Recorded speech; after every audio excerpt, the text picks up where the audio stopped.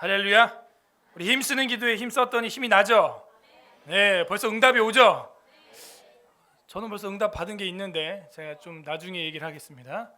네, 우리 앞뒤좌우로 인사하겠습니다. 충성됩시다. 시작. 충성됩시다.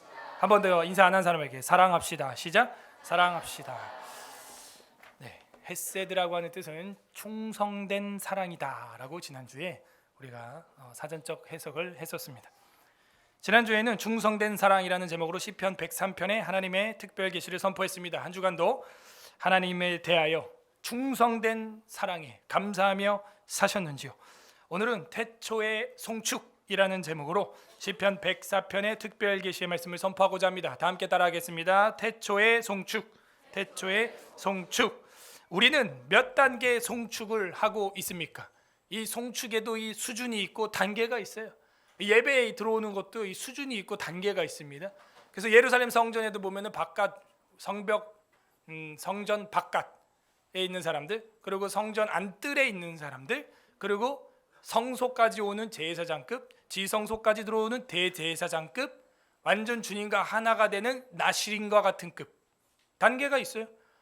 오늘 아침에 또 우리 한 가정에서는 오늘 설교 제목은 무엇일까? 이런 걸 연구하면서 왔다고 단톡에 글을 올리는데 제가 얼마나 벌써 설교 전에 예배 전에 은혜가 되잖아요. 그죠? 그래서 오늘 설교가 뻔하잖아. 104편이죠 뭐. 다음 주는 예습하기 얼마나 좋아요. 이런 교회가 어디 있어? 담임 목사님 설교 제목을 맞추려고 하는 이런 교회가 어디 있냐고요. 여러분 역사상 교회 다니면서 이번 주 목사님 설교 제목은 대충 이런 걸 거야. 예측이 되는 교회를 다녀보셨어요? 예측 불가능한 교회를 평생을 다닌 거예요, 여러분. 얼마나 좋아요. 지난주는 뭐 했어요? 103편. 그죠? 오늘은 104편. 다음 주는 105편. 다음 주는 너무 뻔한 거 아니야, 이거. 중간에 절기 있으면 뭐 주제 설교 한번 하시겠지 뭐. 예측 가능한 사람이 충성된 종인 줄 믿습니다. 예측 불가능한 사람을 예수님 누구라 그러냐? 가론 유다라 그러는. 얘가 제자인지 날 팔아먹을 놈인지 돈을 떼먹었는지 성찬을 하는 놈인지 이 빵을 떼어 주는데 먹을 놈인지 안 먹을 놈인지 이 예측 불가능한 사람이 있어요. 럭비공 같은 사람. 여러분도 여러분 스스로가 이 예측이 불가능하다. 이거는 칭의의 문제가 있다. 살펴봐야 돼요. 근데 오늘 단톡에 올라왔는데 그중에 비슷한 설교 제목이 내가 있다 그랬죠. 오늘 설교 제목이 뭐예요? 태초의 송축이랑 비슷한 건 태초는 뭘 의미해요? 창조잖아요. 그래서 뭐 창조 뭐 어쩌고저쩌고 있는 것. 우리 집도 이제 오면서 설교 제목 하기 전에 성경 한번 딱 틀어줬죠. 104편 차에서 애들이 한번 싹 듣고 나서 이 둘째가 딱 듣더니 이거는 태초의 사랑 같다 이러고, 셋째는 이걸 딱 듣더니 이거는 사랑의 송축 같다 또 뭐 이래. 그 두 개를 합치면 된다 제가 그랬어요. 그래가지고 저희 사모가 맞췄어요.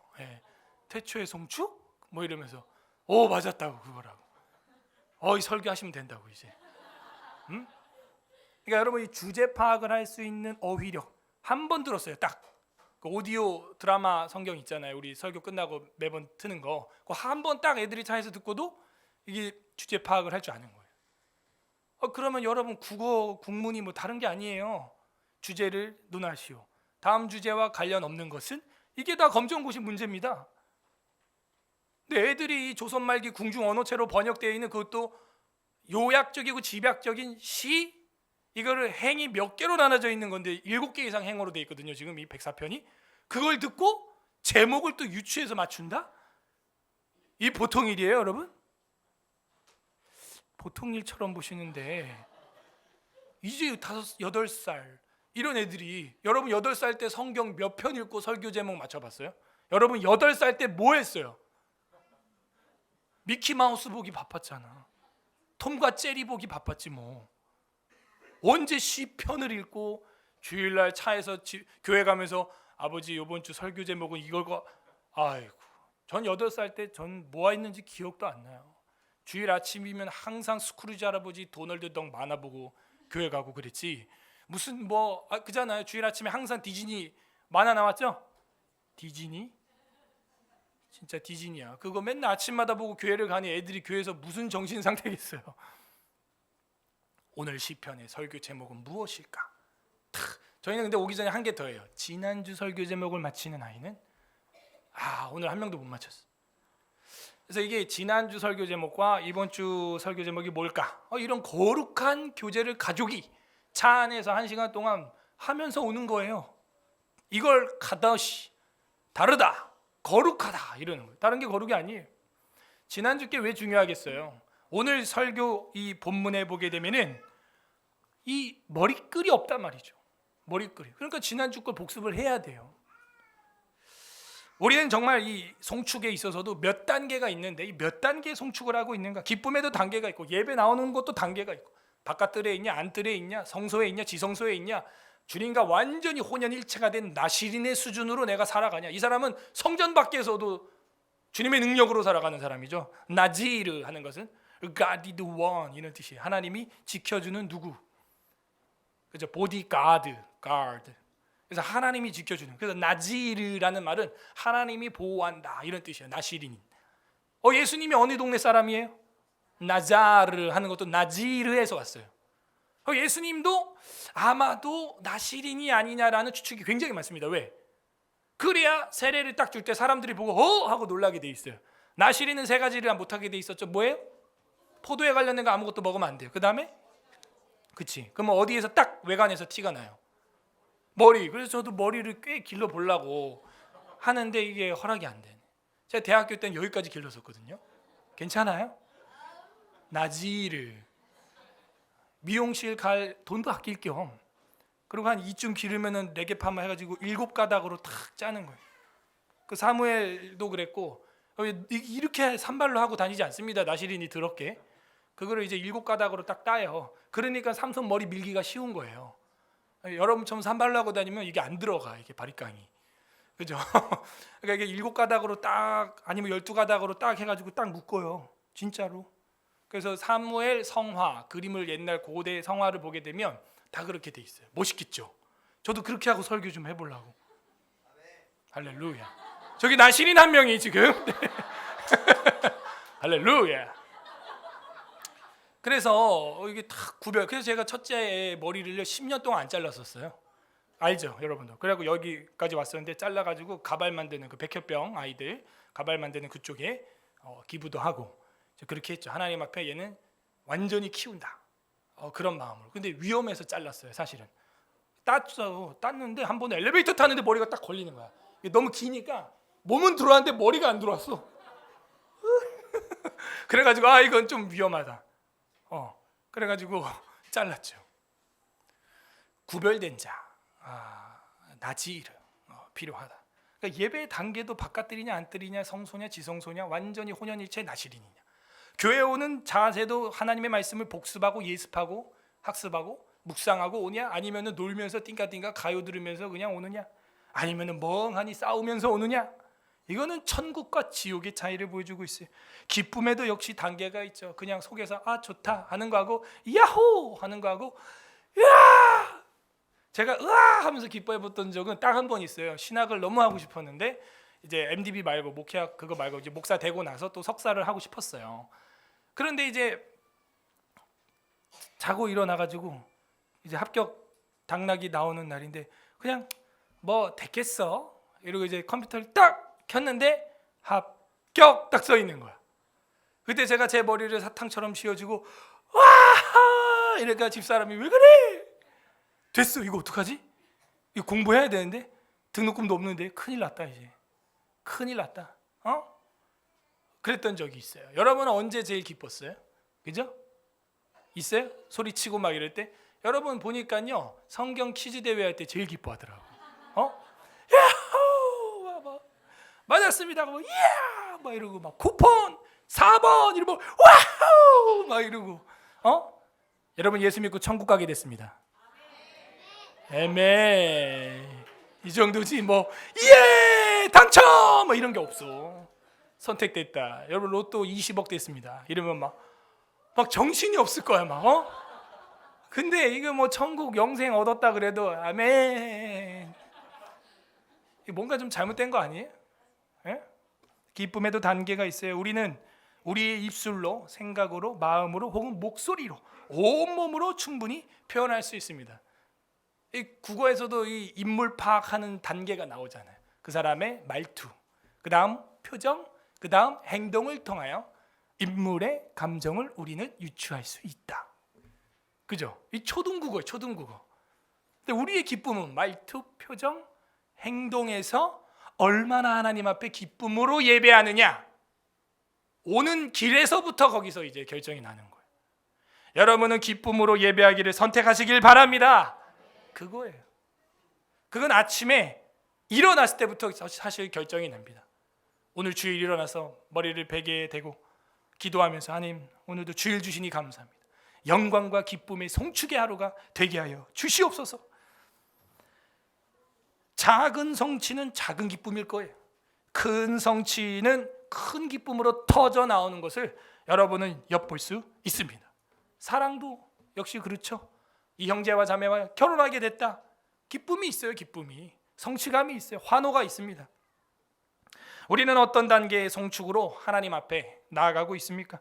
오늘 성경에는 시작, 생명의 출생, 어려서부터 영아에서부터 죽어서 영생의 안식에 들어가는 데까지에 이르는 총체적 성축을 하는 시인이 나와요. 출생부터 무덤까지. 이게 어떻게 가능해요? 이게 전적 부패하고 악한 일이 세상에 분명 존재하는데 어떻게 출생부터 무덤까지 하나님 앞에 최고의 송축을 올릴 수 있냐 이거예요. 오늘 성경은 그 비밀을 우리에게 계시해 주고 있습니다. 부디 오늘 말씀을 통해서 생애 출생서부터 죽어 영생에 이를 때까지 즐거움과 기쁨으로 찬양의 예배를 드리는 서울의 사랑교회 성도 되기를 주님의 이름으로 소망합니다. 104편은 회중 찬양시예요. 그래서 우리가 3편을 봤잖아요. 103편. 처음에는 개인의 찬양이었죠. 헤세드. 개인이 깨달은 헤세드. 그 다음은 가정이 깨닫는, 공동체가 깨닫는, 교회가 깨닫는 헤세드. 그 다음은 지난주 뭐였어요? 마지막은 인류 전체가 깨달은 헤세드. 이 점진적이란 말이에요. 자, 이거를 어떻게 이 104편과 연결이 되냐 하면 1절에서 결정이 나요. 1절 여러분 읽었지만 103편 1절과 104편 1절을 보시라 이거예요. 어때요? 내 영혼아 여호와를 송축하라. 제가 읽은 게 어디게요? 103편 1절이게요? 104편 1절이게요? 똑같죠? 똑같단 말이에요. 그래서 그 마음으로 이어져야 하는 거예요. 그리고 역시 지난주랑 똑같이 샌드위치 수미상관법이에요. 104편 마지막 35절 끝에 104편 마지막 35절 끝에 내 영혼아 여호와를 송축하라 할렐루야 하고 딱 끝났어요. 그런데 103편 22절 끝에는 내 영혼아 여호와를 송축하라 하고 뭐가 없어요? 자, 그러면 103편과 104편을 어떻게 봐야겠어요? 하나로 봐야죠. 그리고 마무리는 어디서 되는 거예요? 104편에서 되는 거예요. 그러므로 103편과 104편은 똑같은 송축시, 회중 찬양시요, 그리고 쌍둥이시다라고 많은 박사들이 이야기를 합니다. 그러니까 복습이 중요하죠. 지난주 설교 제목은 뭐였냐? 충성된 사랑, 헤세드. 거기서 103편이 왔고 그 충성된 사랑을 받은 자들의 반응이 104편에서 나오기 시작한다. 즉 103편은 하나님의 관점에서 세상을 바라보는 거죠. 헤세드. 하나님은 신실하고 성실하고 변함없고 충성되이 여러분을 사랑하는 것입니다. 그리고 104편은 뭐냐? 인간의 입장에서 세상을 바라보는 거예요. 인간의 입장에서 이제 세상을 바라보면서 송축하게 되는 것입니다. 시인이 본 세계는 어떤 세계일까요? 완전한 조화가 이루어지는 세계다라는 것을 깨닫게 되었어요. 자, 하나하나 보겠습니다. 자, 그럼 이 104편은 누가 썼을까요? 어떻게 해요? 근거가 뭐야? 103편 머리글이 뭐라고 돼 있어요? 그렇죠. 여러분 말투가 있어요, 사람이? 그죠? 글투도 있어요. 히브리어 헬라어 원문 강독회 이런 걸 저도 여러 번 해봤는데 교수님이랑 해보면요, 사도 요한이 쓰는 헬라어가 있어요. 그게 한국말이 아니라 헬라어인데도 딱 보여. 와, 이 단어를 요한이 엄청 많이 쓰는구나. 글투가 있고 말투가 있어요. 아까 뭐라 그랬어요? 초등국어에서 인물의 감정을 이해하는 데 기본은 말투와 표정과 행동, 이 세 단계로 나타난다 그랬죠. 그래서 이 글투, 말투를 보면 알 수 있어요. 저도 말투가 있죠. 제가 좀 많이 하는 그 관계대명사, 뭐 접속사 이런 게 뭐가 있을까요? 저도 몰랐는데요. 제 설교를 제가 돌려보면서 저런 말은 안 했으면 좋겠다 하는 게 있어요. 그 뭐 설교할 때 교수님 많이 지적하는 게 이런 것도 있어요. 근데 제가 아어는 많이 안 하죠. 가끔 하긴 하는데 하면은 안 돼요. 많이 났어요. 설교하겠어. 근데 제가 많이 하는 거가 뭐가 있냐면 보니까 근가를 많이 해요. 그러니까 이제 이런 이제 논리인데, 그러니까 하려면 너무 기니까 그러니까 이렇게 하는 거예요. 왜 그러니까 그럴까? 서울에서 태어나서 컸으면서 이게 왜 그러니까 그럴까? 그러니까가 어느 나라 말이에요 이게? 그러니까 해서 빨리 이야기를 이어가려고 하는 그런 게 있는데요. 이제 또 설교할 때 그러니까 나올 때마다 또 이제 여러분 집중할까봐 굉장히 염려가 됩니다. 오늘은 안 할 거니까 걱정하지 마시고. 그러니까 이제 이러면서 한다고 제가. 그래서 말투가 있다니까요. 말투가 글투가 있고요. 104편 1절에 내 영혼아 여호와를 송축하라, 끝절에 내 영혼아 여호와를 송축하라. 앞편에서 첫 절과 마지막 절에 내 영혼아 송축하라, 내 영혼아. 앞편에서 다윗이 썼다고 했어요. 이 70인경이라고 하는 헬라어 성경에는요 104편 머리글에 딱 써 있어요. 뚜 다비드라고. 근데 우리 한글 성경에는 없는 거예요. 지금 104편에도 헬라어 성경에는, 히브리어 성경 말고 히브리 성경을 헬라어로 번역한 헬라어 성경 머리글에는 104편 머리글이 103편 머리글과 똑같이 뚜 다비드라고 써 있어요. 헬라어로 다윗의 시다 이렇게. 우리는 근데 그게 없죠. 자, 1절에서 4절까지를 우리가 봅니다. 1절에서 4절을 한 단락이에요. 빛창조 찬양에 대해서 나옵니다. 빛창조 찬양, 빛창조. 자, 1절 내 영혼아 여호와를 송축하라. 주제죠. 송축은 송영 덕설러지 높여라 이러는 거예요. 아까 여러분 2장 불렀죠. 찬송가. 그죠? 찬양, 성부, 성자, 성령 무조건 높이는 거. 쉬운 말로 북한의 김일성 찬양 무조건 높이죠. 걔네는 인간도. 근데 우리는 하나님이시기 때문에 높이는 거예요. 송영, 송축, 덕설러지라고 하는 거예요. 내 영혼아 여호와를 송축하라 하면서 자기를 마치 2인칭처럼 부르는 거예요. 여러분도 여러분이 마음대로 안 될 때는요 그렇게 기도해야 돼요. 현우야 깨어라, 정신 차려라.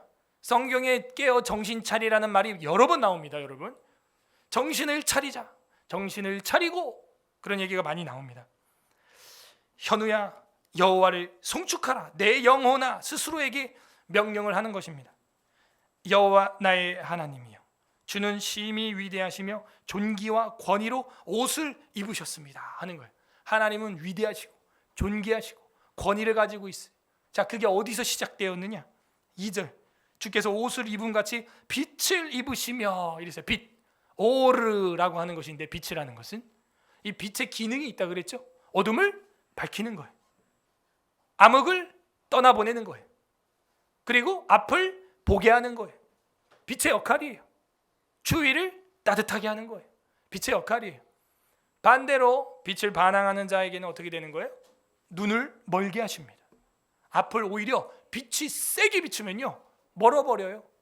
여러분도 그 터널 나가고 들어갈 때 조심하셔야 되죠. 앞이 잠깐 안 보이는 현상이 일어나서 터널 사고가 많이 납니다. 그래서 이 빛이요 도움이 되기도 하지만 어쨌든 눈 뻥 해가지고 눈을 안 보이게 할 때도 있어요. 사울이 그렇게 해서 3일 동안 눈을 못 떴죠. 맞습니까? 마술사 엘루마가 하나님의 은혜를 돈 주고 살려고 하다가 눈이 멀어버렸죠. 그런 거예요. 실로암 목가에 있던 사람들이 다 그런 분들 아니에요? 여러분 빛을 입으신 하나님, 하늘을 휘장같이 치시며, 그렇죠? 빛은 하늘에 있죠. 3절 물에 자기 누각의 들보를 얹으시고, 누각이라고 하는 것은 위에 있는 방 이런 뜻이에요. 그래서 물에 자기 누각의 들보들을 얹었다 하는 것은 물 위에 하나님이 지붕을 만들었다 이런 뜻이에요. 들보를 대들보를 껴놨다. 창조 사역을 말하고 있습니다. 구름으로 자기 수레를 삼으시고 구름이 슥 가는데 비를 한번 쏟아주면요, 그 수레에서 엄청난 비가, 어제 금요일 날 밤에는 진눈깨비 슬러시가 막 떨어지더라고. 하늘에서 막 눈도 아니고 비도 아닌 그 떨어져, 그러니까 금방 얼어버려서 미끄럽더라고요. 또 길이. 하나님이 그 이렇게 수레로 이렇게 옮긴 거예요. 표현이 그야말로 시적이죠. 수레를 삼아서 구름으로 이렇게 옮겼다는 거예요. 바람 날개로 다니시며, 이 바람이 보이지 않는데 날개야. 그냥 이 바람으로 냄새 촥 옮기요. 다 날려보내고. 근데 지금 오늘은 굉장히 공기가 안 좋습니다. 오늘 여러분 미세먼지 끝장판인데, 요즘에 또 미세먼지 뉴스 나오지도 않아. 참 언론들도 악해. 옛날에는 막 그렇게 뭐 미세먼지 먼지 어쩌고저쩌고 막 그러더니 오늘 구글로 보면요, 우리나라는 새빨갛습니다. 지금 일본은 청색이에요. 파래 아주 맑어. 우리가 필터 다 해주고 있는 거야. 뭘? 중국 미세먼지를 우리가 다 필터해주고 있어요 지금. 바람 날개로 다니시며, 그 바람 때문에 그게 쫙 날개 달아가지고 움직이는 거예요.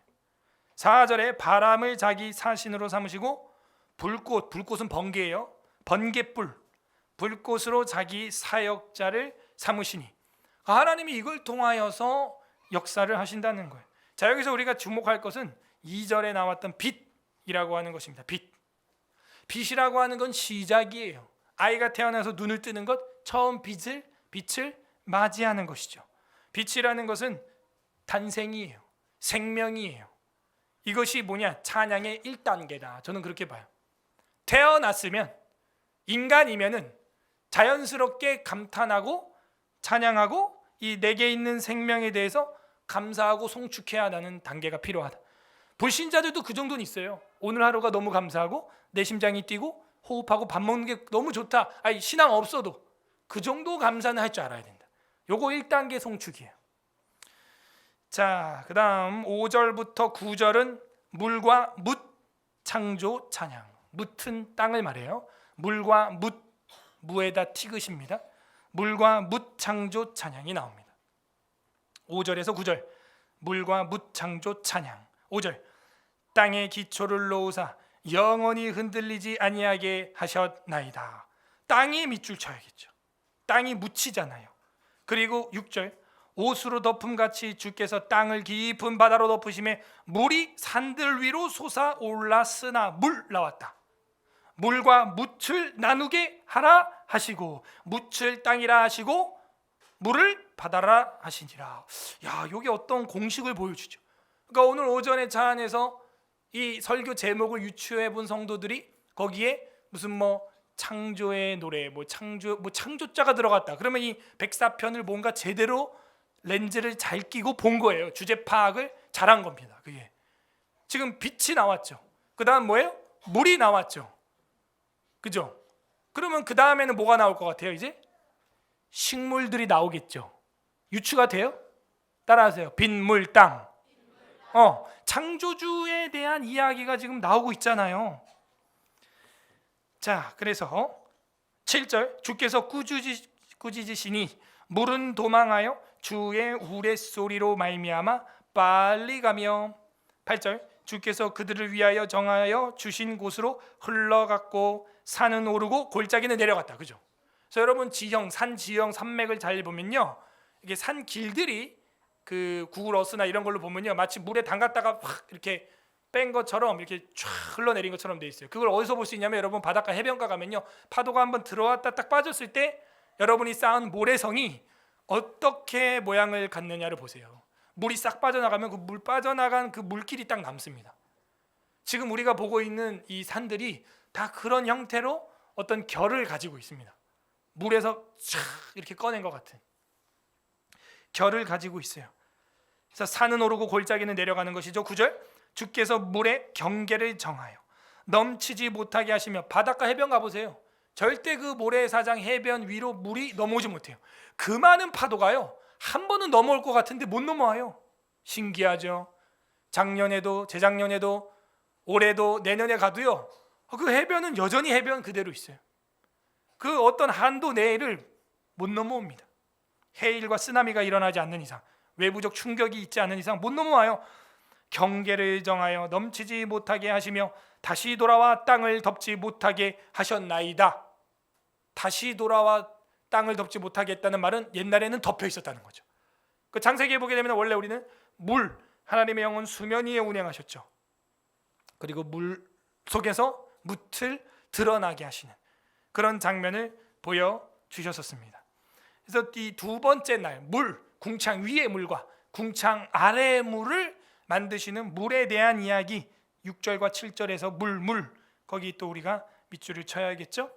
그래서 물과 뭇을 나누는 장면, 그리고 뭇에서 무슨 일이 일어나냐 세 번째 나가는데 그 전에 두 번째 제목을 좀 정리하면 물과 뭇 창조 찬양에서는 우리가 뭘 생각할 수 있냐면 물은 씻음을 말하죠. 그죠? 세례를 말하죠. 오늘도 학습자가 한 명 있는데 이 물은 결국에는 거룩함을 말하는 거예요. 씻음, 중생. 그러니까 이 땅에 그냥 한 번 태어난 게 아니라 중생 뭐예요? 다시 태어나는 거. 두 번 태어남의 찬양이 있어야 된다. 그러니까 불신자들은요 그냥 한 번 태어나는 찬양 1단계 빛 찬양 정도는 할 수 있을지 모르겠어요. 조금 철학적으로 깨어있는 인간들은, 교회를 안 다녀도 조금 삶에 대해서 감사를 할 줄 아는 사람들은 신앙이 없어도 자기 생명, 시작, 탄생에 대해서 감사할 수 있을지 모르겠어요. 그런데 이 두 번째는 물로서 씻음, 물로서 묵과 물을 나누면서 새로운 태어남, 두 번째 태어남, 이거를 거듭남이라 그래. 거듭, born again, 다시 태어나는 거. 중생이라 그래 우리는. 그래서 이 중생의 단계에서의 송축이 있는 거예요. 두 번째가. 최소한 여러분은 이 두 번째 중생의 송축을 하시길 바랍니다. 자, 세 번째 단계는 10절에서 18절이에요. 10절에서 18절 땅의 식물 창조 찬양이에요. 식물 창조 찬양이라는 건 뭐냐면 먹는 걸 말하는 거죠. 음식물, 식물. 우리 구약 성경은 음식물도 식물이라고 번역을 했고 플랜트라고 하는 이 풀도 식물이라고 번역을 했죠. 자, 그래서 우리가 땅의 식물 창조 찬양은 뭘 의미하냐면 그렇게 거듭난 생명이 어떻게 유지가 되냐 이거죠. 유지가 돼야 하는 거죠. 그냥 한번 땡이 아니죠. 유지가 돼야죠. 그걸 먹음으로써, 양식을 먹는데 영의 양식, 육의 양식 먹음으로써 유지가 되는 거예요. 10절 땅의 식물 창조 찬양 10절에서 18절 여호와께서 샘을 골짜기에서 솟아나게 하시고 산 사이에 흐르게 하사, 결국에는 이제 산을 물에서 건져내가지고 물이 쫙 쏟아지니까 샘이 쫙 흘러나오고 지하수가 팍 샘이 퐁퐁퐁 터져 나오고, 그래가지고 결국 그 물이 뭐하냐, 산의 풀을 살리는 거예요.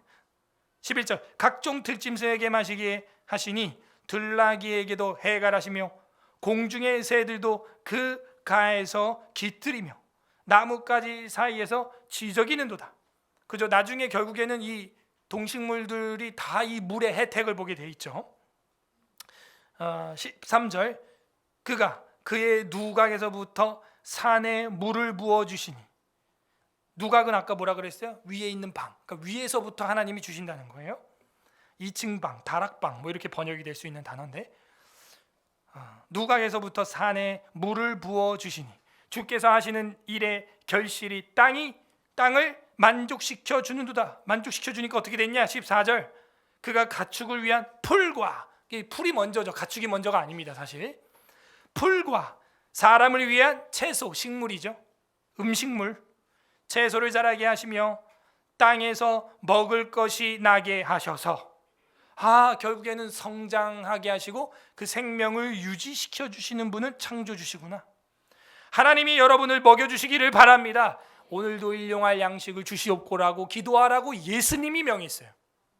일용할 양식을 주신 하나님께 감사하시기를 바랍니다. 땅에서 먹을 것이 나게 하셔서, 기독교가 들어간 국가는 그 가난을 면한다는 거예요. 일용할 양식 정도는 해결이 그래도 된다 하는 것이죠. 그렇게 기도하니까. 15절 사람의 마음을 기쁘게 하는 포도주와, 이 포도주의 기능이 두 가지가 있어요. 그래서 우리가 포도주로 성찬할 때 두 가지 의미가 있다 그랬죠. 하나는 하나님의 잔치, 또 하나는 하나님의 최후의 진노의 포도주, 심판. 이 두 개를 기억하여 다음 주에도 성찬에 여러분 참여하기를 바랍니다. 사람의 마음을 기쁘게 하는 포도주, 주님의 보혈, 우리 영혼의 어린 양의 혼인 잔치 되는 줄 믿습니다. 사람의 마음을 기쁘게 하는 포도주와 사람의 얼굴을 윤택하게 하는 기름과 사람의 마음을 힘있게 하는 양식을 주셨도다. 이게 핵심이죠. 양식이죠. 땅의 식물은 결국 우리의 양식이죠. 그 풀을 먹은 소도 우리가 먹죠. 소도 우리의 소고기죠. 양식이 될 수 있죠.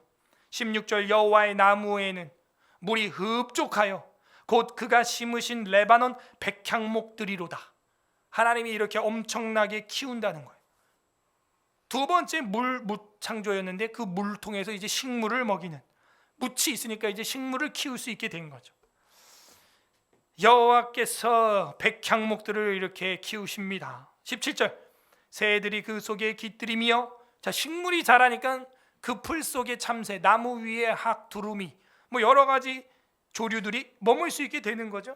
17절 새들이 그 속에서 깃들이며 학은 잣나무로 집을 삼는도다. 18절 높은 산들은 산양, 양이여 산에 사는 양, 산양을 위함이며 이어 바위는 너구리의 피난처로다 하면서 땅의 식물 창조 찬양, 송축이 나옵니다. 자, 이 세 번째 단계의 송축은 뭐냐? 이제는 출생 정도가 아니요, 거듭남 정도가 아니고 뭐예요? 성장.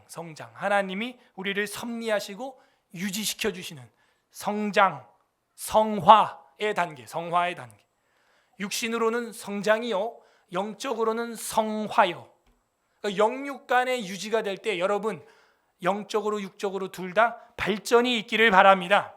하나님의 양식을 먹고 영적으로 성화되고 육의 양식을 먹고 육적으로 성장해야 하는 거예요. 따라하세요. 성장, 성화.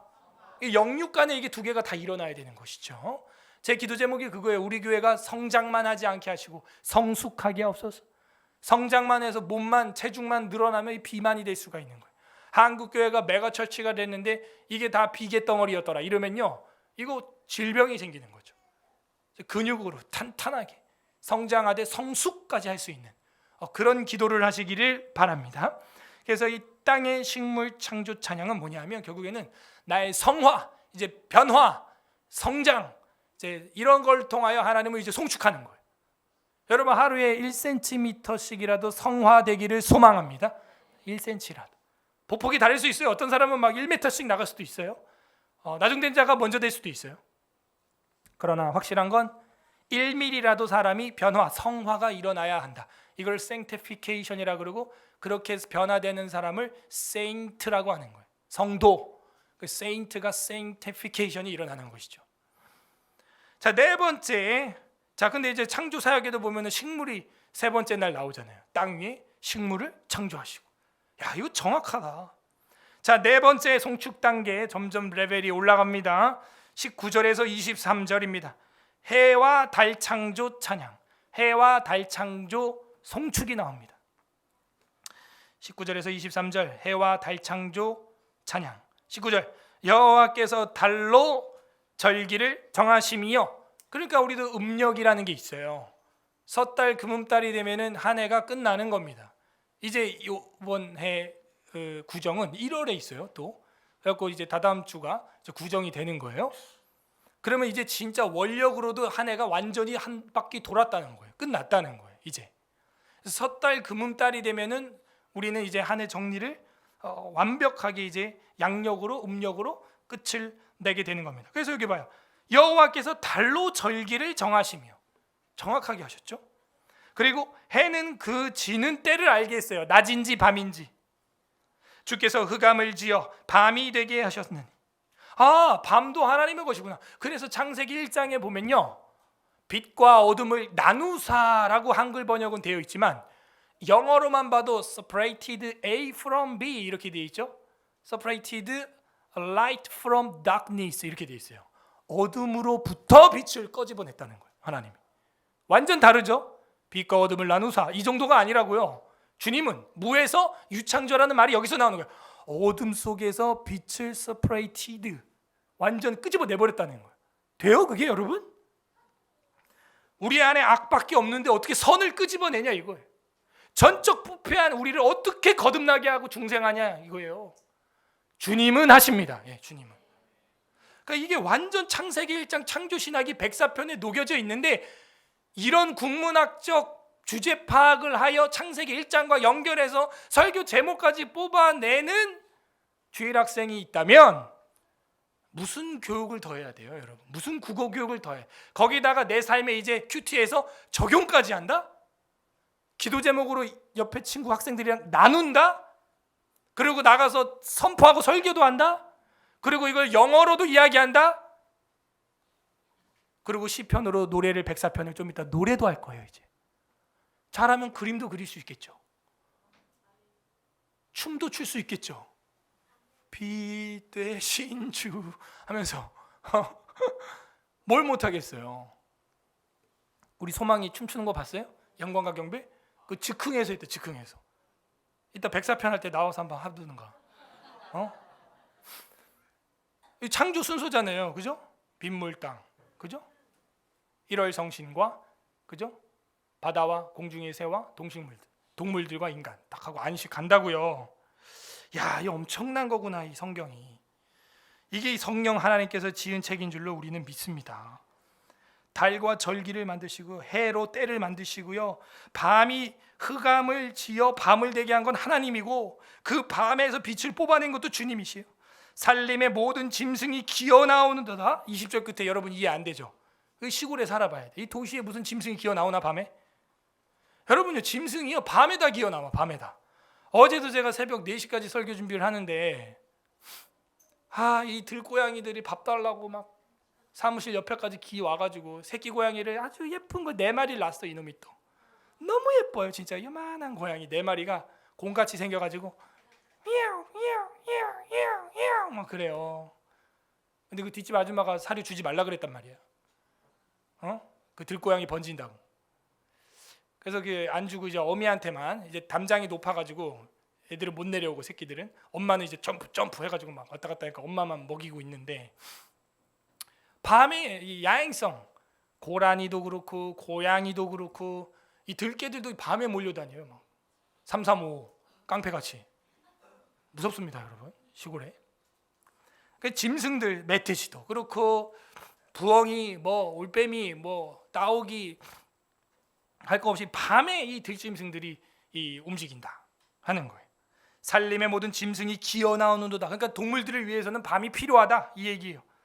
그래서 해와 달 창조하신 주님을 찬양한다 이거예요.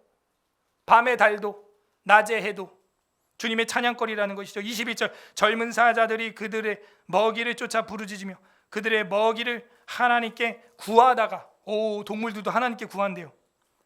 여러분 아까 우리가 뭐 봤어요? 세 번째 땅과 식물 창조였잖아요. 인간도 먹을 게 있었죠. 동물도 뭐가 있어야 돼요? 그러니까 먹을 게 있어야 되는데 대체로 달이 떴을 때 밤에 찾아 먹는다는 거예요. 그래서 동물도 하나님께 구하다가 21절 끝에 그렇게 나와. 하나님께 구하다가 동물들도 하나님께 구하. 제가 이런 거 보면요 진짜 우리는 복됐다. 우리는 그냥 전기밥솥 들고 냉장고 반찬 꺼내 비벼 먹어 이러면 되는데 이 동물들은요 밥그릇이 막 날아다녀. 막 사슴이 뛰어다니고 막 어떤 거 막 80km로 막 쉐 막 뛰어가고, 그거 잡으려고 막 치타는 막 헐떡거리면서 가는데 내나 놓치고, 잡아도 또 사자 하이에나한테 또 뺏기고, 밥그릇이 막 100km로 막 날아다니는 거야 걔네들은. 우리는 얼마나 먹기 편해요, 그죠? 여러분 누가 밥 준다 그러는데 100m 달리기 하면 주지 막 하고 막 밥그릇 들고 막 뛰어봐. 밥 먹을 만 나겠어요, 여러분? 동물들은 그렇게 먹는 거예요. 고양이도 그렇고 목숨 걸고 막 쥐 막 따라가가지고 쎄 튀어가가지고 막 목 물어가지고 막 정말 어렵게 먹습니다. 먹고 살아요. 하나님께 구한대. 시적 표현이 아주 끝내줍니다. 22절 해가 돋으면 물러가서 그들의 굴 속으로도 싹 들어가. 고양이도 해 뜨면요 이 야생 고양이들, 들고양이들도 길냥이들도 지들 그 낮에 숨어서 자는 데가 있어요. 얘네들이 하루에요 최소한 14시간 16시간 잡니다. 몰랐죠? 잠 엄청 자요 얘네들. 고양이과 애들이 다 그렇습니다. 23절 사람은 나와서 일하며 저녁까지 수고하고, 반대로 낮에 또 사람은 움직인다는 거. 야, 이 사이클 정확하게 하나님이 사람과 동물이 각자의 삶을 존중하게 만들어놨구나. 정말 기가 막히죠. 해와 달을 창조하신 주 찬양. 이게 뭐냐면 저는요 하나님의 영광이라고 생각해. 이 해와 달은 하나님의 영광이 영광, 빛을 비춰주는 거죠. 여러분도 그런 해와 달과 같은 영광의 삶을 사는 겁니다. 여러분도 빛을 비추는 삶 살기를 바랍니다. 저는 이거를 선행이라고 봐요. 선행. 너희 착한 행실이 남들에게 비춰서 주님께 영광을 돌리게 하라 그랬죠. 큰 광명과 같고 작은 광명과 같이 낮의 영광, 밤의 영광으로 살아가는 우리 되기를 바랍니다. 그래서 성화의 첫 단계는 웨스트민스터 신앙고백서에서도 뭐라고 다루고 있어요? 선행, 그렇죠? 성화 챕터 바로 다음에 선행이 나오잖아요. 선행. 그러니까 기독교인의 제일 첫 변화는 선행에서 나타나요. 뭐 사랑의 연탄 나눔이라든지 여러분이 하시는 그런 봉사 활동들, 그런 것들 통해서 나타난다. 그래서 해와 달 창조에서는 영광, 선행, 그죠? 여기서는 뭘 보여주는 거예요? 선한 선교적 삶을 보여주고 있죠. 산 위의 마을같이 영광의 마을처럼 빛이 나기 때문에 그 마을의 빛을 가릴 자가 누구냐? 예수님이 말했어. 등불을 말 아래 두지 않는다. 등경 위에 두나니. 그죠? 영광의 삶이에요. 영광의 삶. 사람들이요 아닌 것 같아도 여러분 다 보고 있어요. 기독교인 어떻게 하나? 이번에도 연예 대상 뭐 연말에 작년에 많이 했어요? 전 하나도 안 봤는데 누가 얘기를 해주더라고요. 그 연예인들 중에 대상 타고 뭐 신인상 타고 인기상 타고 가수들 나와서 많은 사람들이 하나님께 영광 돌린다고 뭐 이렇게 말했던 사람들이 있대요. 예? 어떤 애는 막 성경을 막 읊었대 올라와가지고. 예? 이야, 그러니까 뭐예요? 선한 영향. 그 정도 수준 됐으면요, 그 생방송 나와서 이 모든 대상을 하나님께 영광 돌립니다. 태초에 말씀에 계시나 이 말씀은 하나님과 함께 계시니 이 말씀은 곧 하나님이시라. 나는 소속사도 없고 대표도 없다. 예수님, 하나님이 나를 여기까지 이끌어 주셨습니다. 이 말을 하고 싶었고 이 상을 주신 단체와 여기 계신 모든 연예인들에게 감사합니다. 이런 연예인이 있는 거야. 예? 이 정도 됐으면 4단계 송축까지는 올라온 거예요. 여러분 길거리 나가고 할 수 있어요? 길거리가 뭐예요? 생방송으로 전 국민이 다 보는 그 연예대상식에서 나 예수쟁이에요 하고 얘기하는 거. 그 쉬운 거 아니에요. 자, 5번째 단계. 자, 그래서 4단계는 뭐냐? 영광, 선행. 선행의 송축 단계였어요. 5번째 단계가 24절입니다. 여호와님, 주께서 하신 일이 어찌 그리 많은지요. 부흥이에요. 많은 건 부흥이에요. 주께서 지혜로 그들을 다 지으셨으니. 그러니까 이 창조의 핵심은 뭐냐면 하나님의 지혜라는 거예요. 인간의 지혜로 할 수 없는 거예요. 인간의 능력으로 할 수 없는 거예요. 그런데 여기다가 진화론을 타고 요즘에 또 유신 진화론을 가지고 와가지고 하나님이 인간을 진화되게 만들었대. 그게 과학이라고. 또 무슨 뭐 잘잘법 이런데요. 그거 올리면요 또 영상을 또 한 40만 명 이상 봤어 벌써. 그 댓글 보면요 맞습니다 맞습니다 또 그러고 있어. 이해가 안 되는 거예요.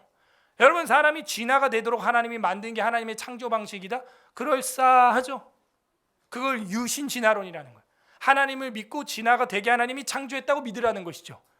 그러면 어떤 문제가 생긴 줄 아세요? 인류 최초의 여러분 시조가 누구냐? 아담과 하와냐 과연?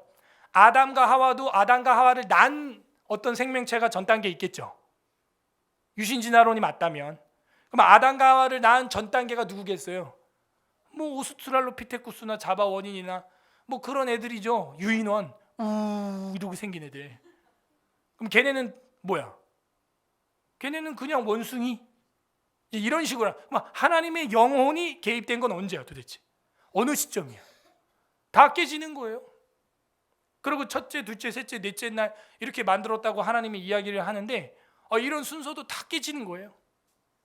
인류 최초의 인간, 영혼이 언제 되는지, 개입이 되는 것인지. 하나님이 아담의 뼈를 취하여 하와를 만들었다고 하는데 그것은 어떻게 이루어지는 것인지 아무런 논리도 근거도 없는 거예요. 그래서 이런 신학들이 지금 판을 치고 있다. 그래서 유신진화론 비판에 대한 책들이 웨인 그루뎀이라고 하는 세계적인 신학자가 낸 책이 있으니까 2권으로 되어 있는데 반드시 사서 여러분 그 진화론 비평, 유신진화론 비평을 하셔야 됩니다. 얼마나 많은 허점과 잘못된 반성경적인 내용을 가지고 있는지 모르면은 자기도 증거가 없으면 그냥 성경대로 믿는 게 가장 안전합니다. 이거를 보수신앙이라 그런 거예요. 가장 안전하게 그냥 믿는 거예요. 왜? 아니 어둠에서 빛을 가려냈다는데 그럼 이거 파고 올라가 볼까요? 그래, 그럼 올라가면 제일 처음에는 뭐예요? 아메바나 집신벌레가 있었겠지. 그 아메바나 집신벌레가 우리 최초의 조상이라는 거예요. 그 지금 있는 집신벌레, 아메바, 막 벌레들 막 잡아 죽이면 안 되겠죠. 그 조상님한테 그 뭐 하는 짓이요? 유교사상에서는 더욱더 그러면 안 됩니다. 그 원숭이를 갖다가 감옥에 가다 놓고 막 돈 내고 구경하고 그 어르신에게 할 짓이 아니에요. 그건 어디 그 예의 범죄롭게 그 바나나 하나 던져주고 뭐 웃고 앉았고 그러면 됩니까? 말이 안 되잖아요. 응? 그리고 지금도 진화가 돼야죠, 여러분들이. 나 요즘에 어깨에서 날개 나오고 있다는 사람, 어제 들어 배운 설교 제목도 기억이 안 나 지금. 무슨 진화가 되고 있어요. 그래서 이 유신 진화로 그럼 올라가면 어떻게 되냐? 이제 지구가 덩어리로 있었다는 거야. 근데 이 지구가 폭파해가지고 중력에 의하여 뭉쳐져서 불덩어리였는데 어떻게 해가지고 이렇게 생명체들이 살게 되었다는 거야. 다 뭐에 기인하고 있어요? 우연에. 자, 그럼 제가 또 물어볼게요. 그러면 그 폭파한 이 행성, 지구라고 행성의 그 폭파된 그 흙, 땅, 그건 어디서 온 거야? 몰라. 그 우주 중력은 어디서 왔어? 그러면 그 양성자와 중성자는 어디서 왔어? 원자는 어디서 왔어? 몰라. 결국 몰라로 갈 거면서. 모르면 그냥 성경대로 믿는 게 가장 안전하다니까요. 응? 그래서 하나님의 지혜가 핵심이에요. 24절의 두 번째 줄에 보면은 주께서 지혜로 그들을 다 지으셨으니, 주께서 지으신 것들 이 땅에 가득하니이다. 우리 다 알 수 없어. 내 몸도 내가 모르는데 지금. 그래서 이 24에서 26절은 바다와 생물 창조 찬양이 나옵니다. 바다와 생물 창조 송축이에요. 5단계가.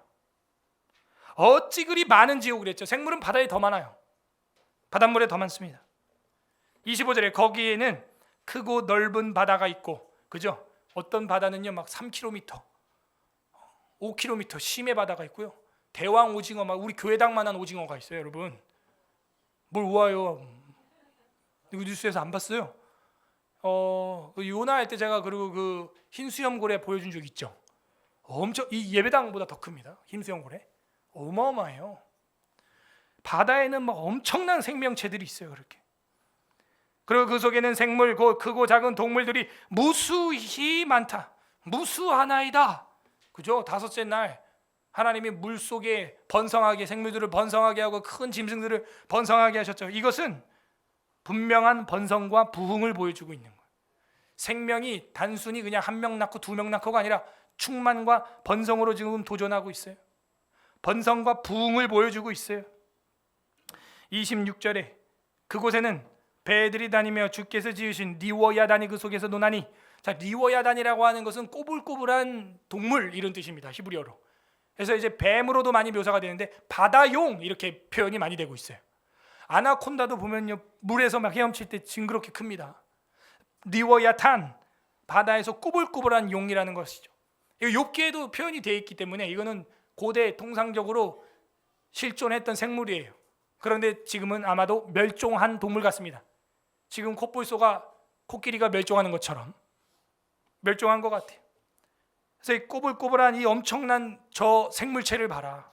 리워야단이 그 속에서 놀고 있다. 그러므로 이 다섯 번째 단계는 바다와 생물 창조 찬양 송축인데, 이제 어떤 단계냐? 출생 정도가 아니라, 중생 정도가 아니라, 성장 성화 정도가 아니라, 하나님의 자녀로 선행을 행하며 영광의 빛을 발하는 정도가 아니라, 그 빛으로 말미암아 이제 어떻게 되는 거냐? 번성하는 거예요. 부흥하는 거예요. 전도가 일어나는 거예요. 그런 단계가 5단계, 바다와 생물 창조 송축 단계. 뭐예요? 무수히 많은 동물이 번성하나이다. 많이 지은 지요. 어찌 그리 많은 지요. 자, 24절 25절은 그걸 강조하고 있어요. 양적 성장을 말하고 있습니다. 부흥이에요. 이 단계까지 오신 분들은요, 신앙생활에 있어서 전도와 선교가 왕성히 일어나고 가정에서도 생육하고 번성하는 줄로 믿습니다. 부흥하는 줄로 믿습니다. 다음 27절에서 30절은 생명의 창조 찬양, 생명으로 창조 찬양, 생명의 창조 찬양이 나옵니다. 생명 27에서 30절 생명의 창조 찬양. 27절 이것들이 다 주께서 때를 따라 먹을 것을 주시기를 바라나이다. 지금까지 모든 것들이 다 그렇다는 거예요. 28절 주께서 주신즉 그들이 받으며 주께서 손을 펴신즉 그들이 좋은 것으로 만족하다가. 그러니까 하나님이 주시고 손을 펼쳐주시면요 만족합니다. 가장 좋은 양식은 뭐냐? 예수님이 유다에게 떼어줬던 성찬의 양식인 줄 믿습니다. 주님의 살과 피를 떼어주셨어요. 주께서 손을 펴신 즉 그들이 좋은 것으로 만족하다가 주께서 29절 낯을 숨기신 즉 그들이 떨고 주께서 그들의 호흡을 거두신 즉 그들은 죽어서 먼지로 돌아가나이다 하면서 이 먼지라고 하는 단어 아파르라고 하는 히브리어인데 이 먼지라고 하는 것 흙, 먼지 그걸로 뭘 만들었어요? 사람과 동물을 만들었잖아요. 그러니까 이게 여섯째 날을 암시하고 있는 거예요. 먼지에 밑줄 딱 쳐야겠죠 여기서는. 그래서 먼지로 돌아가나이다. 사람은요 흙이니 너희는 흙으로 돌아갈지니라 그랬어요. 30절에 보면은 주의 영을 보내어 그들을 창조하사 주님이 그 코에 생기를 불어넣으니 생명이 된지라. 주의 영, 생기, 생명 이걸 루아흐라고 그랬는데 여기 30절에 주의 영은 정확히 루아흐를 말하는 거예요. 그리고 아까 29절에도 나왔죠. 29절 중간에도 낯을 숨기신 즉 그들이 떨고 주께서 그들의 호흡을 거두신 즉 그랬죠. 호흡. 우리 코에 호흡을 거두시면 저와 여러분은 그냥 하루아침에 시체돼요. 그냥 그 호흡이 루아흐. 30절에 주의 영 할 때 영이 루아흐 똑같은 단어예요. 둘 다. 이것이 창세기에서는 뭐라고요? 생명이 된지라. 생명, 루아흐. 그래서 성령, 생명, 호흡 다 같은 단어입니다. 주의 영을 보내어 그들을 창조하사 지면을 새롭게 하시나이다. 결국에는 창조시였구나. 이게 창조. 마지막 날 인간 창조인데 어떻게? 주님의 영으로 창조한. 그러면 마지막 단계 송축, 6단계 송축은 뭐냐면 마지막은 아니지만 6단계 송축은 뭐냐면 성령 충만이에요. 성령 충만. 성령으로 찬양하는 단계, 성령으로 호흡하는 단계. 여러분 다 성령 충만하기를 바랍니다. 예수님이 숨을 내쉬며 가라사대 성령 받으라 이랬어요. 숨을 내쉬는 행위가 뭐예요? 후 하는 거죠. 흙으로 사람을 만들고 그 코에 생기를 후 넣는 행위예요. 지금 여기 시편 104편에서도 뭐예요? 여호와의 영, 주님의 호흡 후 하고 넣는 거예요. 우리 인간의 호흡으로만 살 수가 없어요. 성령으로 살아가시길 바랍니다. 그 충만한 단계의 송축, 성령 충만의 송축인 거예요. 하루하루가 즐겁고 하루하루가 성령님이 나와 함께 하심에 감사하고 찬양이 터져나오고 이 단계가 바로 레벨 6이에요. 6단계 송축이에요. 6단계 송축. 여러분은 몇 단계 송축을 하고 있어요? 마지막으로 31절에서 35절은 영원한 하나님 영광 찬양이 나옵니다. 영원 찬양이죠. 영원한 안식 송축이 될 겁니다. 31절 여호와의 영광이 영원히 계속할지며 그죠? 7일째는 안식하시니라. 왜? 보시기에 좋았거든요. 완벽하거든요. 영원한 안식이에요. 영원히 계속할지며 여호와는 자신께서 행하시는 일들로 말미암아 즐거워하시리로다. 보시기에 좋았더라, 기뻤더라, 즐거웠더라, 즐거워하시리로다. 창조사역을 마친 다음에 즐거워하고 기뻐하시던 좋아하시던 하나님 모습이 생각납니다. 32절 그가 땅을 보신즉 땅이 진동하며 산들을 만지신즉 연기가 나는도다. 33절 내가 평생토록 여호와께 노래하며 그래서 송축하는구나. 평생에 내가 노래한다. 내 평생에 주를 노래합니다. 내가 살아있는 동안에 하나님을 찬양하리로다. 하나님이 사람을 만든 목적은 하나님을 영화롭게 하고 그분을 높이는 거예요. 주님을 찬양하기 위해서 내 백성을 만들었다고 이사야서를 통해서 말씀했어요. 여러분 평생에 하나님을 찬양하기를 바랍니다. 34절 나의 기도를 기쁘시게 여기시기를 바라나이다. 힘쓰는 기도회를 했죠. 우리가 한 주간 동안 우리의 기도를 기쁘시게 받기를 바랍니다. 나는 여호와로 말미암아 즐거워하리로다. 하나님이 즐거워하니까 피조물도 즐거워할 수 있어요. 그죠? 아담도 즐거워했어요. 이는 내 뼈 중에 뼈요 살 중에 살이로다 하면서 노래를 불렀어. 하나님만 즐거워하는 게 아니에요. 우리 인간도 즐거워해야 되는 줄로 믿습니다. 이런 차원에서 예배는요 엄숙해야 되기도 하지만요 사실은 즐거워해야 돼. 기뻐해야 돼요. 예배가 하나님 앞에 어떻게 보면은 잔치고 축제여야 하는 겁니다. 예배 드릴 때마다 여러분 안에 기쁨이 샘솟기를 소망합니다. 35절 다 같이 읽어봅니다. 마지막 절 시작. 죄인들을 땅에서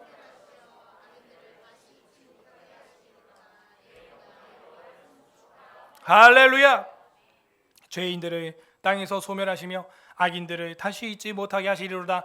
내 영혼아 여호와를 송축하라. 즉 영원한 영광 찬양하는 단계, 영원한 영생, 영원한 안식, 제7일에 안식하시니라 했던 그 창조의 공식대로 이제는 영생을 사모하고, 이제는 여러분이 천국의 확신이 있고 구원받을 믿음이 있다면 이제는 영원한 세상, 영원한 천국에 대한 송축을 올려드리기를 바랍니다. 이게 7단계.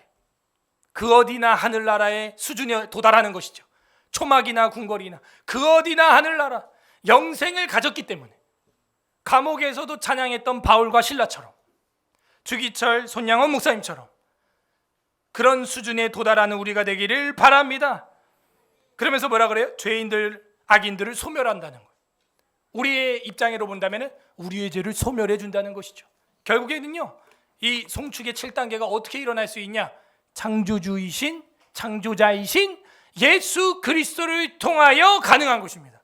주님이 나의 중생자요, 주님이 나의 먹이시며 나를 성장시키며 성화시키는 자요, 예수 그리스도의 살과 피로 우리가 성화되는 자요, 주님의 그 영광으로 인하여 선행을 할 수 있는 자요, 주님의 영으로 말미암아 우리가 번성하고 부흥하고 주님의 성령의 충만으로 말미암아 하루하루가 즐겁고 잔치가 되고, 주님의 예수 그리스도의 십자가의 생명으로 말미암아 영원한 영생과 안식을 누리게 되는 것입니다. 백사편은 이렇게 완전한 조화로운 세계를 한 편의 시로 짜임새 있게 보여주고 있어요. 김정호 박사님이라고 하는 저 시편을 가르쳐 주셨던 저희 학교 교수님이 계시는데, 그 교수님 주석에는 이렇게 쓰고 있어요.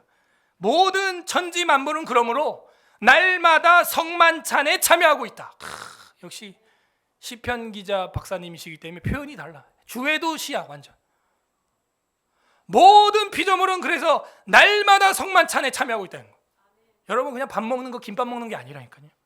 저 들의 바다의 공중의 모든 동물들 뭐예요? 주님의 성만찬에 참여하고 있는 거예요. 하나님의 은혜로 살아가고 있는 것입니다. 정감 넘치는 세상을 보여주면서 창조주의 질서와 지혜를 노래하는 창조신앙을 가진 성도의 노래, 그게 다윗의 노래 104편이에요. 핵심은 창조 가운데 나타난 주의 지혜. 우리의 철학적 논리로 계산으로 알 수 없어요. 주님의 지혜와 은총을 어떻게 측량합니까? 저 깊은 바닷속도 못 들어가 본 주제. 여러분이 심해 1km 들어가서 걸어봤습니까? 우리의 지혜를 내려놔야 되는 거예요. 이 벌레인이라고 하는 신학자가 있는데, 이 사람 뭐라 그랬냐면, 그래서 이 창세기 1장은 하나님의 관점이다 또, 그리고 이 104편은 사람의 관점으로 창조 세계를 보고 노래한 것이다. 여러분이 이제 104편 지어야 돼요. 여러분의 104편을 어떻게 노래할 거예요? 네? 저는요, 중학교 때 뒤에 있는 영락재단에서 지은 영락중학교가 있었어요. 그 밤에 이제 운동하러 달리기 하러 올라가 본 적도 있는데, 어느 날 올라갔는데 하늘에 달을 보니까 보름달이 딱 떠 있는데 멋있죠. 근데 딱 이런 찬양이 생각나는 거예요. 낮엔 해처럼 밤엔 달처럼 그렇게 살 수 없을까 욕심도 없이. 그런 노래 있어요? 예. 네.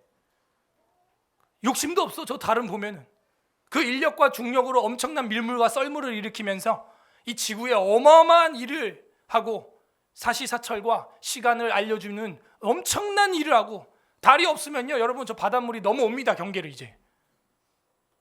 그런데 저렇게 조용해? 전지구적인 일, 우주적인 일을 하는 저 달이? 근데 여러분과 저는 어때요? 교회 와서 조금 뭐 몇만 원 헌금해 놓고 큰 소리 빵빵 치고 요란하고 교만하고, 또 교만하다고 한마디 하면 나 그러면 안 해! 태만하고, 교만 아니면 태만에 빠져서 극단을 살가고 있잖아요. 저 달만치도 일도 못하면서. 그래서 제 눈물을 펑펑 흘렸던 기억이 나요. 기도하고 달 보면서 운동하고 운동장 돌다가 띵뛰기 하다가, 주님 제 마음속에 겸손한 마음을 주시옵소서. 교회에서 하는 것도 없으면서 하는 거 많았어요. 제가 찬양팀, 제가 대예배 오르간 반주도 했습니다. 제가 발로 베이스 밟으면서 하는 오르간 제가 할 줄 알아요. 코드를 배웠기 때문에 많이 했어요. 주보도 만들었고, 찬양팀도 했고, 기타 반주도 했고, 교사 성가대도 했고, 다 했어요. 할 수 있는 건 진짜. 그래도 하는 게 없는 거예요. 주님, 저 달만치도 하는 게 없으면서 해만치도 하는 거 없으면서 뭐 그렇게 교회에서 인정받고 싶어가지고 모가지 빼고 앉았냐 이거예요. 그래서 회개의 눈물을 흘렸던 기억이 납니다. 여러분은 생명과 탄생의 수준입니까? 거룩과 중생의 수준입니까? 여러분의 노래와 송축은 성장과 성화의 수준입니까? 영광과 선행의 수준입니까? 번성과 부흥의 수준입니까? 성령과 충만의 수준입니까? 영생의 수준에 도달하기를 바랍니다. 태초의 송축 단계는 이렇게 7단계로 나눠져 있어요. 에베소서 3장 7절에서 9절을 보게 되면은 이런 말씀이 있습니다. 이 복음을 위하여 그의 능력이 역사하시는 대로 내게 주신 하나님의 은혜의 선물을 따라 내가 일꾼이 되었노라. 우리는 일꾼이에요. 주인이 아니에요. 모든 성도 중에 지극히 작은 자보다 더 작은 나에게 이 은혜를 주신 것은 측량할 수 없는 그리스도의 풍성함을 이방인에게 전하게 하려는 것이었다. 영광이었어요. 에베소서 3장 9절, 영원부터 만물을 창조하신 하나님 속에 감추어졌던 비밀의 경륜이 어떠한 것을 드러내게 하려 하심이라. 결국에는 그 영원부터 만물을 창조하신 하나님 속에 감추어졌던 비밀의 경륜을 찬송하게 하려고, 송축하게 하려고 나를, 이 지극히 작은 나를 주님이 사도로 택해 주셨다고 바울은 감옥에서 이야기를 하고 있어요. 웨스트민스터 신앙고백서 33장 최후의 심판 2항에 보게 되면 이런 말이 있습니다. 하나님께서 이 날을 정하신 것, 최후의 심판이죠. 목적은 택함 받은 자들을 영원히 구원하고 불순종하는 자들은 유쾌함을 얻지 못하게 영원한 고통 가운데 던지기 위해서다라고 말하고 있어요. 결국 여러분이요, 정말 보이지 않고 잡히지 않는 그 주님의 최후의 재림과 심판, 이거를 내 신앙으로 믿고 있다면 7번째 안식하셨던 주님의 영원한 생명의 영원한 찬양, 영원한 송축에 도달하게 됩니다. 오늘 어떤 하나님 마음을 우리가 알 수 있을까요? 우리로 하여금 우리 삶이 영원한 안식과 생명을 누리고 송축하는, 기뻐하는, 즐거워하는, 그 어디나 하늘나라로 살아가길 바라는 송축하는 삶을 살기를 아버지는 바라고 있어요. 각자 적용해 보세요. 태초의 송축, 나는 몇 단계에 도달하고 있는가? 태초의 송축의 7단계까지 나는 가기 위해 지금 몇 단계에서 머물고 있는가? 적용을 하고 소그룹에서 나누시기를 바랍니다. 끝맺습니다. 우리 주 예수님은 영생의 찬송이 되십니다. 로마서 1장 25절에 보게 되면 이는 그들이 하나님의 진리를 거짓 것으로 바꾸어 피조물을 조물주보다 더 경배하고 섬김이라. 주가 곧 영원히 찬송할 이시로다. 아멘. 이렇게 되어 있어요.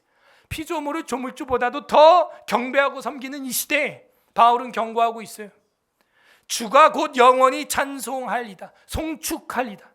그 주님밖에 없다. 사도행전 13장 48절 보시길 바랍니다. 한번 요거 마지막 절 찾아보겠습니다. 사도행전 13장 48절, 행 13장 마지막 성경 48절, 사도행전 13장 48절, 212페이지, 신약성경 212페이지, 13장, 사도행전 13장 48절 합독합니다. 시작. 이방인들이 듣고 기뻐하여 하나님의 말씀을 찬송하며. 누가 찬송하냐? 영생을 주시기로 작정된 자, 영생의 안식을 송축하는 자, 영생 받기로 작정된 자. 그러니까 여러분이 이러면 돼요. 내 안에 영생의 찬송의 7단계까지 못 도달했다, 그렇게 도달해서 찬양해 본 적이 없다, 그야말로 그런 황홀경으로 찬양해 본 적이 없다. 그럼 여러분이 작정이 되되 예정자가 아닐 가능성이 크다는 거예요. 주님 앞에 그러므로 어떻게 해야 돼요? 간구해야 돼요. 주님, 나에게 영생의 찬송, 영생의 송축, 영원한 안식의 송축의 은혜를 주시옵소서. 기도해야 되는 겁니다. 우리 주 예수 그리스도께서는 영생의 찬송이 되기 위하여 십자가를 지셨어요. 죄인과 악인은 주님이 소멸한다 그랬는데 그 죄와 악을 소멸하기 위하여 자신의 독생자를 내어주셨습니다. 그분은 창조주예요. 창조주가 피를 흘려 죽었는데 무슨 죄를 못 씻겠어요? 양과 소의 피로 말미암아도 잠시 우리가 죄를 망각하고 잊어버릴진데 독생자 하나님의 어린 양의 피로 여러분 죄를 깨끗이 씻은 줄로 믿습니다. 태초로 시작되어 영원한 생명이 되시는 주님이기 때문에 그 피로 구속을 받는 거예요. 그 십자가는 우리의 모든 고통과 시험과 질병을 승리하게 합니다. 그 십자가의 복음은 육신의 부모는 나를 버릴지라도 하나님은 나를 선택하고 버리지 않는다는 걸 보여주는 사랑의 확증이에요. 성경에도 그런 말이 있어요. 너희 육체의 부모는 너희를 버리려니와 하나님은 너희를 버리지 않는다는 거죠. 뭐 육신의 엄마 아빠가 뭐 자식들을 다 사랑하는 줄 아세요? 아니에요. 때려가지고 죽이는 부모도 뉴스에 가끔 나오더라고요. 애를 하도 때려가지고 죽었어 애가. 그게 육신의 인간이에요. 타락했어요.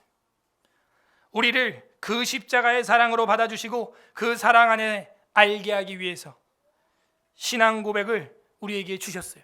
그것이 바로 영생의 송축, 태초의 송축, 그겁니다. 부디 오늘 말씀을 날마다 묵상함으로 여러분도 이 십자가의 죽으심과 부활하신 주님의 능력, 이거는요 과학으로 설명이 안 돼요. 그 유신 진화론자들한테 아무리 얘기해도 이건 설명이 안 돼요. 나사로가 어떻게 살아났냐? 예수님이 어떻게 부활했냐? 과학적으로 한번 논해봐라. 그것도 그럼 오병이어가 어떻게 되냐? 5,000명 먹이고 12바구니가 어떻게 남냐? 과학적으로 얘기해봐라. 또 과학적으로 해보려고 해봐요. 안 돼요. 질량보존의 법칙에 위배되기 때문이죠.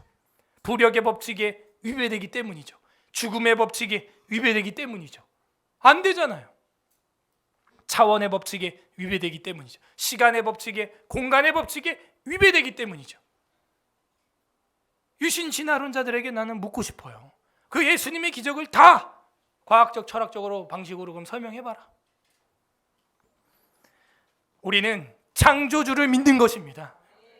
부디 오늘 말씀을 묵상함으로 생애 출생으로부터 사망 후 영생의 기쁨에 도달하는 데까지 송축하는 서울에스라교회 성도님들 되시기를 주님의 이름으로 소망합니다. 우리는 몇 단계 송축을 하고 있습니까? 104편 읽어보겠습니다. 우리 이 시간 하나님 어린 양 독생자 예수님으로 인하여 영원한 영생의 안식을 송축하게 해주신 것을 찬양. 이 시간 기도하시길 바랍니다. 이 시간 합심하여 기도할 때 감사하시길 바랍니다. 생명과 중생과 성화와 선행과 부흥과 성령의 충만을 넘어 영원한 생명의 안식, 영원한 주님의 태초의 송축, 그 단계까지 어린 양의 피로 창조주의 보혈로 이끌어 주신 것 감사합니다. 감사 기도하시고 두 번째 회개합시다. 나는 이렇게 송축할 일이 완벽하게 7가지로 준비되어 있음에도 찬양하지 못하고 불평하며 감사하지 못하고 화를 내며 살았습니다. 샬롬하지 못하고 관계를 깨며 살았습니다. 주님, 우리의 이 죄를 용서하여 주시옵소서. 7가지를 회개하시길 바랍니다. 세 번째는 간구하시길 바랍니다. 우리의 힘과 능력으로 노래하고 찬양하고 송축할 수 없습니다. 태초의 능력으로 주님, 수면 위에 운행하셨던 하나님의 영으로 성령의 충만함으로 영원한 생명을, 영원한 안식을 송축할 수 있는 태초의 송축의 단계의 신앙인이 되게 하여 주시옵소서. 간구하는 기도도 올리시기를 바랍니다. 우리 다 같이 주님 한번 부르고 간절히 기도하겠습니다. 주님, 오 하나님 아버지 감사드립니다. 주님의 은혜와 사랑 가운데 태초의 송축으로 인도하여 주시니 감사드립니다. 하나님 아버지 은혜를 내려주시니 영광 받아 주시옵소서. 한 사람 한 사람 주님 붙잡아 주시옵소서. 하나님, 우리가 온전한 송축의 단계에 도달하게 하여 주시니 감사드립니다. 생명을 주시고 중생을 주시고 성화를 주시고 선행에 이르게 하시며 부흥하게 하시고 성령으로 충만하게 하시고 영생의 안식을 송축할 수 있는 하나님의 은혜를 주시니 영광 받아 주시옵소서. 하지만 우리는 불평과 감사가 없음. 하나님, 우리의 입술로 범죄한 것들 너무나 많습니다. 주님 앞에 영광 돌리지 못했던 것들 주님 용서하여 주시옵소서. 주님, 우리를 불쌍히 여겨 주시옵소서. 긍휼히 여겨 주시옵소서. 우리의 죄를 용서하여 주시옵소서. 온전히 이젠 성령의 충만으로 말미암아 영생의 안식을 찬양할 수 있는 태초의 송축의 신앙의 단계까지 도달할 수 있는 주의 백성 하나님의 형상들이 다 되게 하여 주시옵소서. 그리하여 창조주 하나님을 날마다 하루 7번씩 높이며 노래하며 찬양하며 살아갈 수 있는 우리가 되게 하여 주시옵소서. 주님의 영으로 충만케 하옵소서. 예수님 이름으로 기도합니다.